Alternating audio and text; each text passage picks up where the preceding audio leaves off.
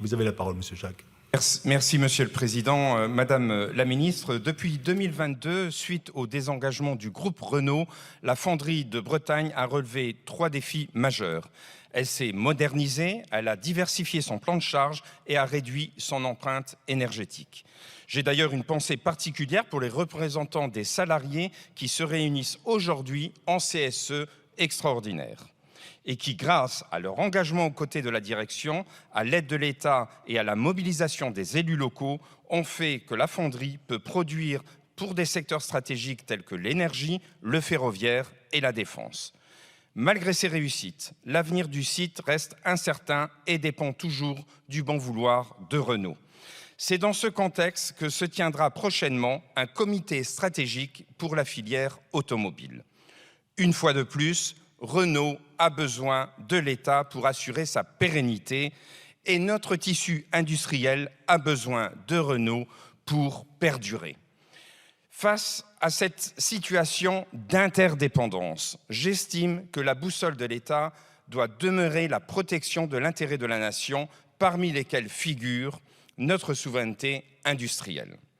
Il est complètement incompréhensible, voire révoltant, que Renault soit prêt à financer un plan de sauvegarde de l'emploi, alors qu'en toute logique, il serait plutôt intéressant de soutenir la transformation de la fonderie de Bretagne, qui est sur une très bonne voie pour réussir.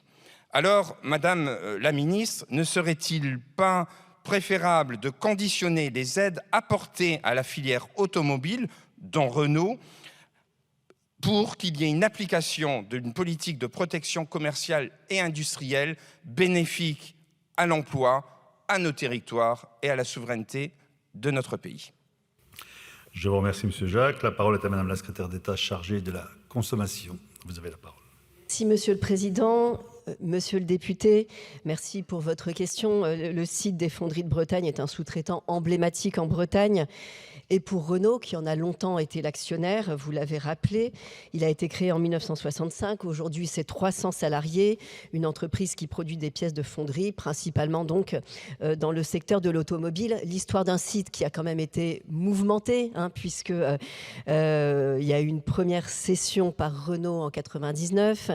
Ensuite, un rachat par le groupe en 2009, et puis ensuite une vente à l'entreprise allemande Calista, entreprise qui n'a pas réussi à redresser la pente, ni à diversifier les activités du site. Et donc, on se retrouve aujourd'hui avec une entreprise, les Fonderies de Bretagne, qui est à nouveau en vente. Le fonds allemand Private Assets a déposé une offre de reprise qui pourrait permettre d'apporter de la charge à l'usine et d'accompagner la stratégie de diversification que j'évoquais à l'instant, qui doit absolument être poursuivie. Pour autant, à ce stade, cette offre ne nous paraît pas pleinement financée, puisque le candidat à la reprise est prêt à apporter des contrats qui vont alimenter le carnet de commandes, mais ce serait en tout état de cause insuffisant pour permettre de couvrir les pertes de l'entreprise le temps que l'activité puisse se redresser. Nous avons donc engagé des discussions avec Renault, qui représente 90% du chiffre d'affaires de l'entreprise, pour trouver des solutions. Une réunion a été organisée par le cabinet du ministre de l'Industrie, Marc Ferracci, en votre présence, monsieur le député, la semaine dernière.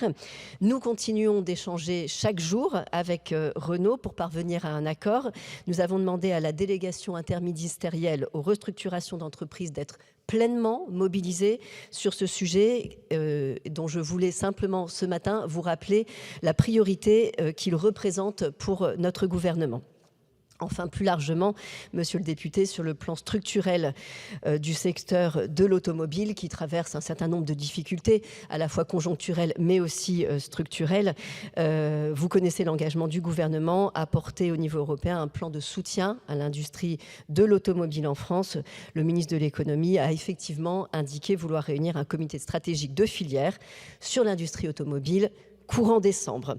C'est un plan que nous souhaitons pouvoir s'établir sur plusieurs volets. D'abord, évidemment, un soutien de la demande, qui est une vraie difficulté aujourd'hui, un soutien de l'offre également, et aussi des actions de défense commerciale que le gouvernement portera auprès de ses partenaires européens pour faire face aux actions de dumping pratiquées en dehors de l'Union européenne et qui sont évidemment, je crois que vous l'avez parfaitement à l'esprit, tout à fait sous-jacentes des échanges que nous avons ce matin. Je vous remercie.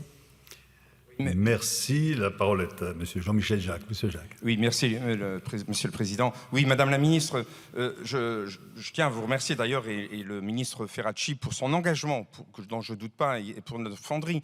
Mais il faut bien comprendre que le redressement et cette capacité de mise en charge sur d'autres, un plan de charge différent est déjà en route. En fait, ce que l'on demande, c'est simplement que Renault accompagne plus longtemps de façon à aller jusqu'au bout de ce changement. Il ne faut pas oublier que Renault est aussi en besoin, et d'ailleurs vous l'avez souligné, un fonds de soutien de 250 millions d'euros va être déployé pour la transition. Mais ça rend aussi Renault redevant par rapport à la nation. La nation concède des aides à Renault, et je trouve que c'est bien parce que nous devons maintenir notre filière automobile dans cette transition et l'accompagner. Toutefois, il est quand même indispensable que Renault ne se désengage pas trop vite et donc Renault doit continuer à soutenir la fonderie de Bretagne jusqu'en 2028. Je vous remercie. Merci, chers collègues.